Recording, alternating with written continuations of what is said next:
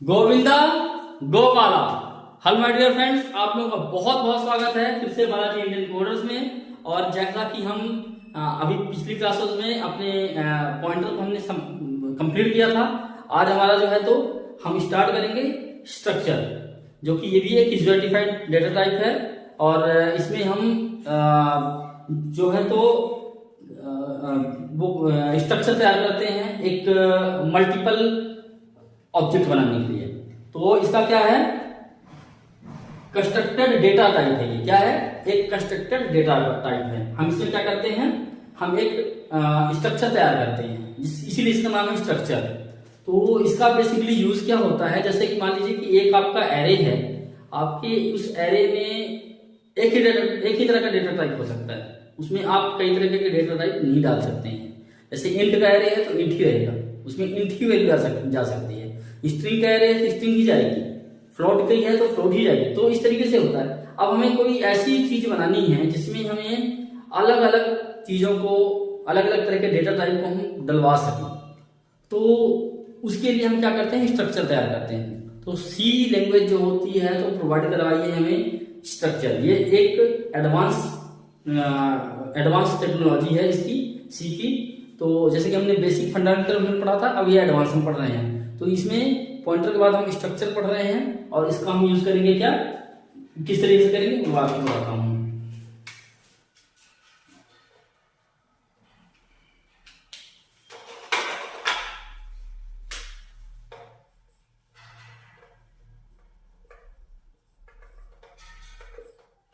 Structure क्या है ये,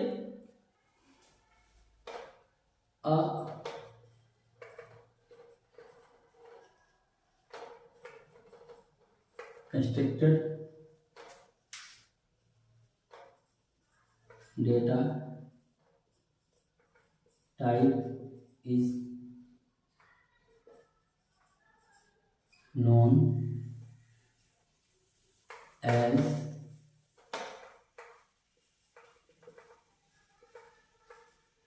स्ट्रक्चर। क्या है इसका क्या मतलब, एक कंस्ट्रक्टेड डेटा टाइप हम कुछ अपने से बना करके, यूजर डिफाइंड मतलब यूजर बनाए अपने से, एक कंस्ट्रक्टेड बनाए, कंस्ट्रक्शन करके उसका बनाए कि मल्टीपल डेटा टाइप मिला करके और एक डेटा टाइप बना दे, वो कंस्ट्रक्टर कहलाता है। उसका सॉरी स्ट्रक्चर कहलाएगा, वो स्ट्रक्चर में दिखाया होगा। अब मैं आपको बताता हूं, जैसे हमारे क्या होता था, पहले एक एरे होता था, हमने एरे पढ़ा है। एरे में क्या होती थी, वैल्यू स्टोर होती थी इसमें इस तरीके से, ठीक है ना। जैसे इसमें 0 1 2 3 4 5 6, ठीक है ना। इसका साइज क्या है, इस एरे का 7 है ना। तो इसमें 0 to 6 है। इसमें वैल्यू अगर हमने इंट दिया है, डिफाइन कर दिया हमने, इंट किया, तो इसमें टोटल इंटीजर टाइप का डेटा टाइप जाएगा। अगर इसमें हम फ्लोट डालते हैं तो ये नहीं लेगा, ये लेगा इंटीजर वाला, फ्लोट नहीं लेगा, स्ट्रिंग नहीं लेगा, स्ट्रिंग नहीं लेगा, ठीक है ना। फ्लोट नहीं लेगा, स्ट्रिंग कैरेक्टर नहीं लेगा, ये सारी चीजें। अगर हमने इसका डेटा टाइप डिफाइन कर दिया, इसका पहले हमने इंट किया था तो ये इंटीजर चल रहा था। अगर हमने इसका क्या किया, फ्लोट कर दिया या डबल कर दिया, तो ये फ्लोट का चलेगा केवल। इसमें एक लिमिटेशन हो गई हमारे पास। अब जैसे मान लीजिए कि हम मल्टी डायमेंशनल एरे भी बनाते हैं, तब भी हमारे पास डिपेंडेंसी हो जाती है उसकी, क्योंकि डेटा टाइप तो सेम चलेगा। तो अगर हमें ये चीज करना है कि हमें कोई एक ऐसा वो हो, डेटा टाइप हो जिसमें हम इस तरीके की वैल्यू आईडी, नेम और मार्क्स ये डालना हो। अब इसमें ये क्या है, एक इंटीजर है, ये क्या है, कैरेक्टर डेटा टाइप है, ये क्या है, फ्लोट है। अब तीनों के अलग अलग डेटा टाइप हैं। अब ये है तो एरे फॉर्मेट में, अगर देखा जाए तो आपको मल्टी डायमेंशनल एरे दिख रहा है, लेकिन है क्या, ये अलग अलग फॉर्मेट में है। अब हमें इसको क्या करेंगे, अगर हमें इसकी वैल्यू रखनी है तो हम इसमें डालें क्या, 1, इसमें ए डाल देते हैं मार्क्स 90.5 डाल देते हैं। इस तरीके से ये 2, 3, बी सी सी सी 81.7, 19.1, इस तरीके से हमने वैल्यू डालनी है। अब हमें इस तरीके से वैल्यू डालनी है तो हम कैसे कर सकते हैं, हम क्या करें, एरे बनाएंगे, लेकिन किसका बनाएंगे, एक स्ट्रक्चर का एरे बनाएंगे। किसका, स्ट्रक्चर का एरे बना देंगे हम, इस स्ट्रक्चर का एरे बनाएंगे, हम तैयार करेंगे, तो भी ये इस चीज को हम अचीव करेंगे। तो बेसिकली एक तो ये फायदा है इसका कि हम इसको इस तरीके के अचीव कर सकते हैं, इसको मल्टी डायमेंशनल से हम इसको सिंगल डायमेंशनल लेके आ सकते हैं। ये मल्टी डायमेंशनल है, मल्टी डायमेंशनल में इसको सिंगल डायमेंशनल एरे बना लेकर के बना सकते हैं स्ट्रक्चर को यूज करके। अभी मैंने आपको जो बताया इसका कि एक सिंपल यूज कैसे मैंने बताया कि आप उसको समझ सको कि हम स्ट्रक्चर यूज क्यों करते हैं। अब मैं आपको क्या बताऊंगा कि हमें जैसे मान लीजिए एक चीज है, कोई भी एक पूरा ऑब्जेक्ट है, उसको हमें उठा करके कहीं पे इसमें वैल्यू सेट करनी है या दिखाना है, कहीं पे ले जाना है, तो हम उसको कैसे लेके जाते हैं। तो स्ट्रक्चर में क्या करता है, जैसे मान लीजिए कि एक है आपका स्टूडेंट फॉर्म है, स्टूडेंट फॉर्म है। स्टूडेंट फॉर्म में आपका क्या होता है, एक तो स्टूडेंट की आईडी होती है, ठीक है, एक होता है उसका नाम, उसके फादर नेम, ठीक है ना, क्लास, ठीक है, क्लास होता है, और उसके सब्जेक्ट्स होते हैं, सब्जेक्ट्स होते हैं। सब्जेक्ट में भी आपके सब्जेक्ट डाल सकते हैं, और भी जैसे हिंदी इंग्लिश जो भी है इंडिविजुअल भी डाल दीजिए, हिंदी है, इंग्लिश है, मैथ है, साइंस है, जो भी है। अब ये एक पूरा का पूरा क्या है, एक ऑब्जेक्ट है, मतलब एक तरीके से पूरा का पूरा एक फॉर्म है आपका। तो अब हम इसमें वैल्यू लगा देते हैं, वैल्यू लगाते हैं, ठीक है, एक बार तो ठीक है, एक बार के लिए, लेकिन अगर हमें इसको मल्टीपल टाइम्स यही चीज रिपीट करना है, यही चीज, तो हम कितनी बार इसके हम वेरिएबल डिफाइन करते रहेंगे, और कितनी बार हम इसके यूज केसेस लेते रहेंगे।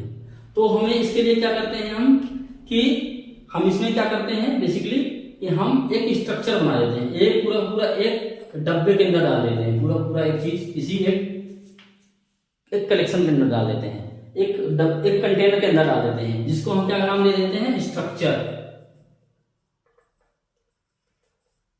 एक रैपिंग कर दिया हमने, क्या किया, रैप कर दिया, इसमें इन सभी चीजों को एक स्ट्रक्चर रैप नाम से इसको हमने रैप कर दिया। इसको हम क्या कहते हैं बेसिकली, अगर हम इसी चीज को बार बार रिपीट करना हो, इस पूरे का पूरा रिपीट करना हो, तो हमें क्या कहते हैं, इसको हम रीयूज कहते हैं, कि रीयूज कर सकते हैं इस चीज को हमें दोबारा कहीं पे भी यूज करना है तो हम इसको आराम से यूज कर सकते हैं। हमें पूरा एक इसको स्ट्रक्चर को बस डिफाइन करना होगा, उसको हम यूज कर सकते हैं, दे सकते हैं। तो इसको हम ये भी कह सकते हैं द कलेक्शन ऑफ, इस चीज को हम, ये तो एक पॉइंट हो गया हमारा। दूसरा पॉइंट हम लिख सकते हैं क्या, दूसरा पॉइंट क्या होगा हमारा, the collection of data is called structure. Collection of data, इसकी जगह पर आप डेटा की जगह पर ऐसा करें, ऐसा लिख सकते हैं inter related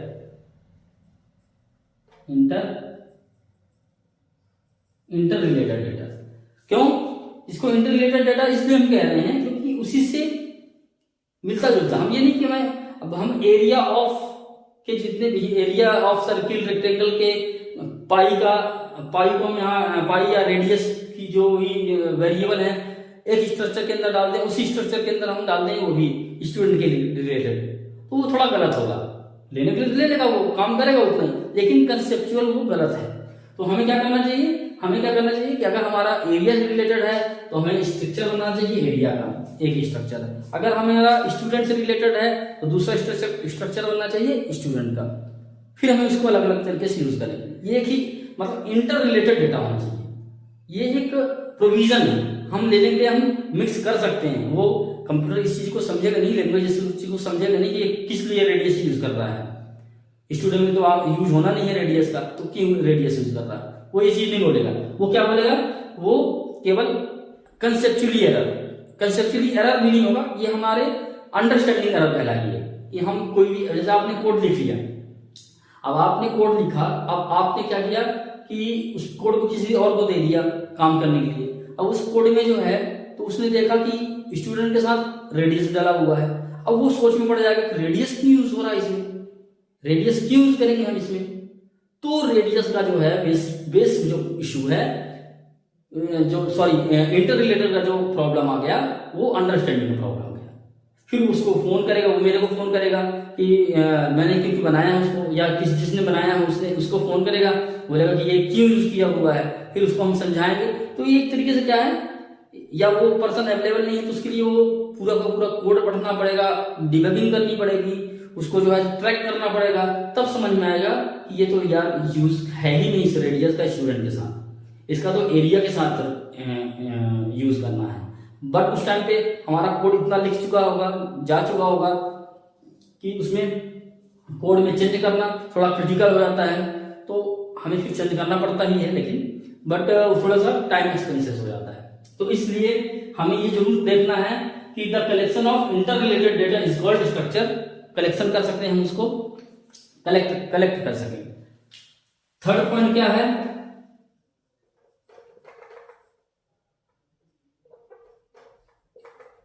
structure is the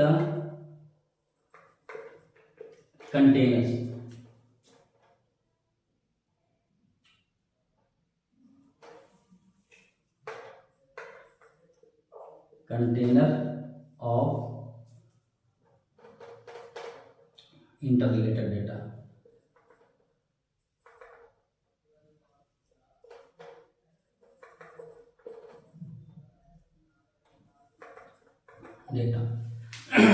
तो स्ट्रक्चर क्या है, एक कंटेनर है। क्यों, ऐसे हमने कलेक्शन लिखा, उस कलेक्शन को कंटेनर में डाल रहे हैं। तो ये 3 पॉइंट आप अपने माइंड में रखिए। The constructed data type is called structure. ठीक है, कंस्ट्रक्टेड, वो कंस्ट्रक्टेड बना करके यूजर बना रहा है, यूजर डिफाइंड फंक्शन है ये, यूजर डिफाइंड डेटा टाइप है, बेसिकली फंक्शन नहीं, यूजर डिफाइंड डेटा टाइप है ये। हम इसको डेटा टाइप की तरह ही लिखेंगे, जैसे मैं आपको बताऊंगा आगे कि इसको हम कैसे लिखते हैं, वो हम उसको पूरी तरीके से प्रॉपर बताएंगे। लेकिन आप ये समझ के चलिए कि कंस्ट्रक्टेड डेटा टाइप को स्ट्रक्चर कहते हैं। दूसरा है collection of inter related data type is called structure. Collection मतलब इकट्ठा करना, उसको इकट्ठा करके डेटा टाइप करते हैं, तो इंटर रिलेटेड डेटा को, तो उसको हम स्ट्रक्चर कहते हैं। थर्ड है structure is the container of inter related data. Inter related data का एक कंटेनर है, कंटेनर जिसे हम कंटेनर किसको कहते हैं, जिसमें हम वैल्यू कंटेन करके रखते हैं। अब हम आपको बताते हैं किस तरीके से चलता है ये। तो हो गया स्ट्रक्चर इंट्रोडक्शन, ठीक है ना। अब ये थोड़ा सा मैं आपको एक्सप्लेन करता हूं, 2 पार्ट बनाते हैं हम इसको, ऐसे सिंपल और विदाउट सिंबल। तो एक हमने लिखा इंट, हाँ लिख देते हैं हम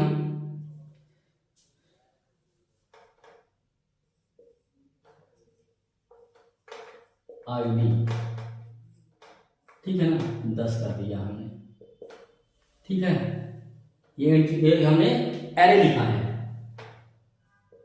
इंट स्टूडेंट नेम। हम क्या बना रहे हैं, जैसे कि स्टूडेंट के लिए हमें मैप तैयार करना है कि कैसे हम इसको, हम 2 ही वैल्यू को यूज करके चलते हैं, स्टूडेंट नेम, ऐसा करिए आप। ये स्टूडेंट के लिए हम बना रहे हैं, तो हम इसमें आईडी लिख लिए, नेम लिख लिए, नेम, इसमें भी 10 डाल दिए। बट ये 10 तो हमने लिख लिया, अब ये अलग अलग एरे बनेंगे, 2 अलग अलग एरे बनेंगे। इंटीजर नहीं, कैरेक्टर होगा, कैरेक्टर, ठीक है ना। तो कैरेक्टर का है, अब ये अलग अलग एरे बनेंगे, बट ये थोड़ा सा मिस्टेक भी करेगा। अगर हम इसको देखें, इसमें हम ऐसे करते हैं, थोड़ा सा ये आपको समझने में मुश्किल होगा इस चीज को, हम इसको फ्लोट में लिखते हैं, मार्क्स, इसके मार्क्स जो हैं वो डालेंगे। अभी तो एक ये इंट वाला है, एक ये फ्लोट वाला है, अभी दोनों कंटेनर अलग अलग है।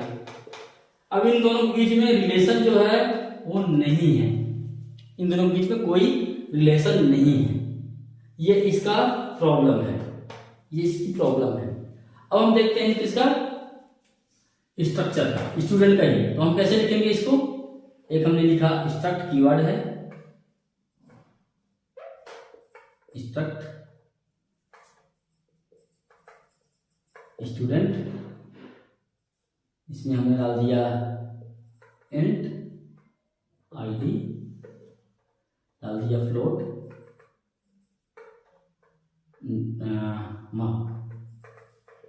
मार्क, ये हमने लिख दिया। और इसको कर दिया हमने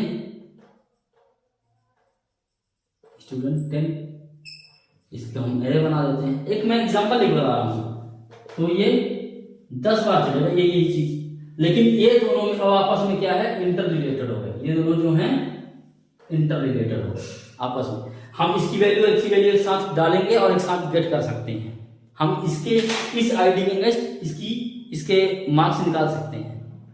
तो ये है स्ट्रक्चर और ये है नॉर्मल। तो ये इसमें क्या है, इसका जो मेन चीज है, मैं आपको जो फर्क बता रहा था कि फर्क क्या है इसमें, ये दो अलग अलग एरे हैं, और जब ये वाला एरे बनेगा 10 का, तो ये कैसे बनेगा, ये एक साथ बनेगा, ऐसे बनेगा, ऐसे जो भी है। इसमें एक में आईडी और एक में मार्क, ये ऐसे होंगे। तो इसमें आईडी लगेगी 1 2 3 4 5 6 जो भी है, और इसमें मार्क्स भी है 50 60 70 जो भी डालना है ये बनेगा। अब इसमें कैसे आईडी 1 2 3 4, इसमें 50 60 70 जो भी है, बट ये आपस में कोई रिलेशन नहीं है, इनके कोई रिलेशन नहीं है, कुछ भी नहीं है इनका, बट इसमें रिलेशन है, ये रिलेशन कर रहा है। अगर हम इसकी वैल्यू इस आईडी के नेक्स्ट मार्क्स चाहिए तो हम निकाल सकते हैं इसमें, लेकिन अगर हमें यहाँ पे निकालना हो कि इस आईडी के नेक्स्ट मार्क क्या है, तो हम मार्क नहीं निकाल सकते हैं। इस तरीके से ये आप समझिए कि ये क्या है कि इंटर रिलेटेड करवा रहा है। हमने एरे 10 ही लिया है, 10 का एरे ये भी है, लेकिन 2 बार हमने 10 का एरे लिखा है, यहाँ पे एक ही बार में स्टूडेंट का एक डेटा टाइप बना के हमने यूज किया है। अब मैं इसको थोड़ा सा आपको इसके सिंटैक्स में बताता हूँ, सिंटैक्स कैसे लिखेंगे इसका, हम कैसे यूज करते हैं इसको। ये तो मेरा एक समझाने के लिए था कि आप इसको कैसे समझ सकते हैं, इजी लैंग्वेज में आप इसको कैसे समझ सकते हैं। बट हम इसका जो है तो थोड़ा सा डीप में जाएंगे।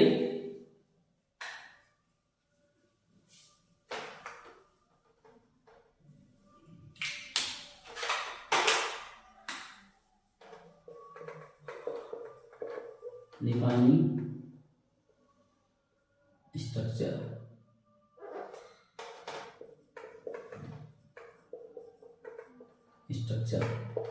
डिफाइन कैसे करते हैं, डिफाइन कैसे होगा, एक तो सबसे पहले ये स्ट्रक्ट कीवर्ड यूज करेंगे हम, दूसरा क्या करेंगे, यहां पे हमारे क्या होगा, नेम होगा,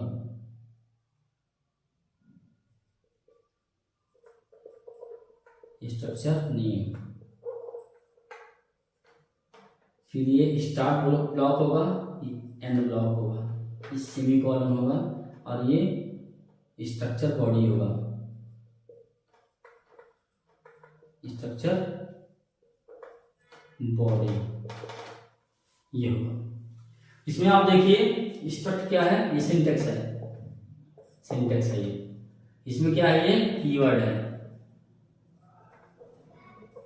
कीवर्ड, दूसरा क्या है, नेम है, ये तो पता ही है, बॉडी ये स्टार्ट है, स्टार्ट ऑफ ब्लॉक, ये एंड ऑफ ब्लॉक है,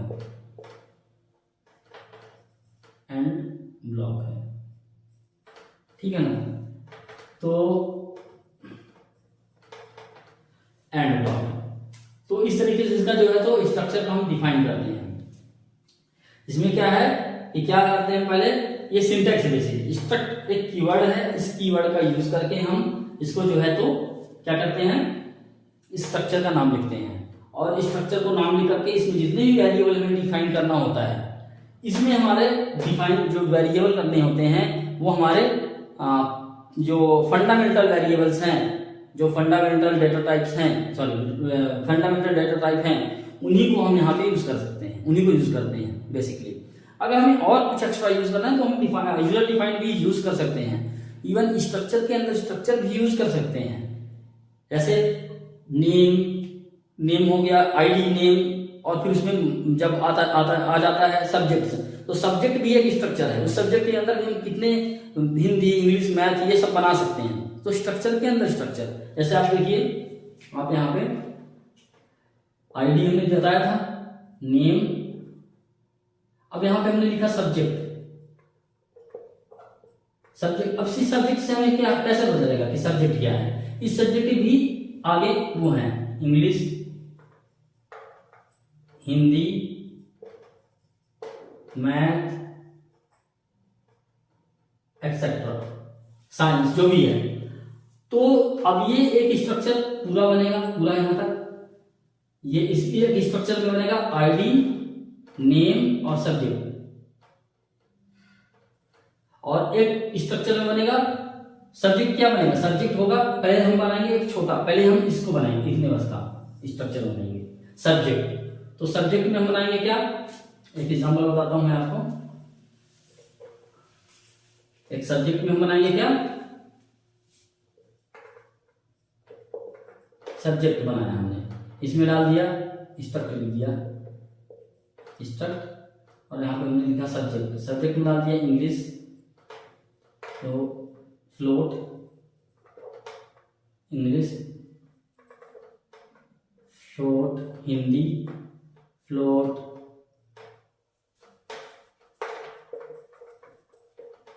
हिंदी, फ्लोट मैथ, ठीक है ना। इस तरीके से हमने लिख दिया सबको। अब इस स्ट्रक्चर को हम दूसरा एक स्ट्रक्चर बनाएंगे जिसमें हम लिखेंगे क्या, स्ट्रक्चर बनाएंगे, लिखेंगे स्टूडेंट, और इसमें हम लिखेंगे क्या, आईडी, इसमें हम इंटीजर है आईडी, फिर लिखेंगे क्या था, नेम, नेम 20, इसके बाद हम लिखेंगे सब्जेक्ट। तो यहां पर हम क्या लिखेंगे, स्ट्रक्ट सब्जेक्ट, मतलब इसको जो है तो हमने यहां पे कॉल कर दिया। तो स्ट्रक्चर इनसाइड स्ट्रक्चर, ये तो हम इनको सबको डीपली पढ़ेंगे। मैं केवल आपको ये समझाना चाहता हूं कि इसमें स्ट्रक्चर, नेस्टेड स्ट्रक्चर भी चलता है, हम यूजर डिफाइंड डेटा टाइप भी ले सकते हैं। डिफॉल्ट डेटा टाइप तो होते ही है, फंडामेंटल डेटा टाइप वो हम यूज ही कर सकते हैं, बट इन चीजों का ये मतलब है, इसको हम यही बताना चाहते हैं कैसे होगा। अब आप देखिए यहाँ पे हम जो इसका डिफाइन करते हैं, इसका थोड़ा सा मैं और थोड़ा डीपली बता दूं इस चीज को। जैसे मान लीजिए कि आप डिफाइन करते हैं, स्ट्रक्चर लिखा आपने, यहां पे लिखा आपने स्टूडेंट, ठीक है ना, स्ट्रक्ट, इसके अंदर लिखा आपने इंट आईडी, कैर नेम कितने कैरेक्टर का होना चाहिए, मान लीजिए 20 कैरेक्टर का होना चाहिए। फिर आपने जो भी लिखना है और कुछ भी लिखना है, जैसे मान लीजिए कि क्लास, तो ये भी कैरेक्टर इंटीजर में होगा,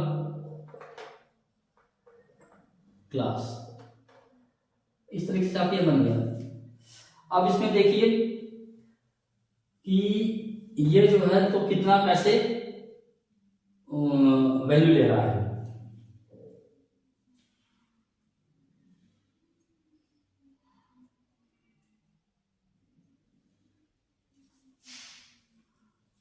तो ये जो पार्ट है ये इंटीजर है, ठीक है ना। इसमें सिंपल वैल्यू 1 to 9 का या उसमें मतलब 1 to 9 फॉर्मेट में रहेगा, डेसिमल नहीं रहेगा। दूसरा ये एरे 20 एरे का 20 एरे साइज नेम होगा, और ये भी एक क्लास है जिसमें भी इंटीजर वैल्यू होगी। तो इस तरीके से साइज दे रहा है, हम इसको इसी तरीके से यूज कर रहे होते हैं, और हम आगे आपको बताएंगे नेक्स्ट वीडियो में और इसको डीपली बताएंगे। अभी तो ये एक इंट्रोडक्शन वीडियो था, मैंने इसमें थोड़ा सा आपको इसमें इंट्रोड्यूस किया है स्ट्रक्चर से। अब हम आगे थोड़ा कल जो है जो हमारी नेक्स्ट वीडियो आएगी इसमें हम आपको बताएंगे कि इसको हम सिंटेक्स कैसे लिखते हैं, डिफाइन कैसे करते हैं, इसको इनिशियलाइज कैसे करते हैं, इसको यूज कैसे करते हैं, इन चीजों को बताएंगे। तो गाइज मुझे मुझे उम्मीद है कि आप लोगों को ये थोड़ा सा समझ में आया होगा। अगर नहीं आया है तो मेरे इस वीडियो के कमेंट में जरूर बताइएगा, अगर आ रहा है तो भी बताइएगा, जिससे मेरे को ये थोड़ा सा पता चले कि आपको ये समझ में आ भी रहा है या नहीं आ रहा है, थोड़ा सा फीडबैक पता चलेगा। मैं अगर उसमें अगर आपको कोई प्रॉब्लम आती है तो मैं आपको उसके लिए सपोर्ट करूंगा, आपको बताऊंगा, इवन जिस तरीके से बनेगा, चाहे वीडियो में, चाहे कॉलिंग करके, फोन कॉल करके, या फिर स्क्रीन शेयरिंग करके, एनी हाउ, बट मैं आपकी इसमें हेल्प करके आपको मैं इसका कंसेप्ट क्लियर करूंगा कि ये सारी चीजें अब जो है तो आगे के लिए C++ या C# है, .NET है, जो भी है आपका, जावा है, जावा स्क्रिप्ट, सभी चीजों में इनका यूज होता है जावा में। तो हमें इनके फंडामेंटल्स क्लियर करके चलने हैं, जिससे मेरे को आगे की क्लासेस में बताने में आप लोगों को दिक्कत ना आए, आप लोगों को समझ में आए उस तरीके से। तो गाइस हम नेक्स्ट वीडियो मिलते हैं नेक्स्ट क्लास में, तब तक के लिए थैंक यू, बाय बाय।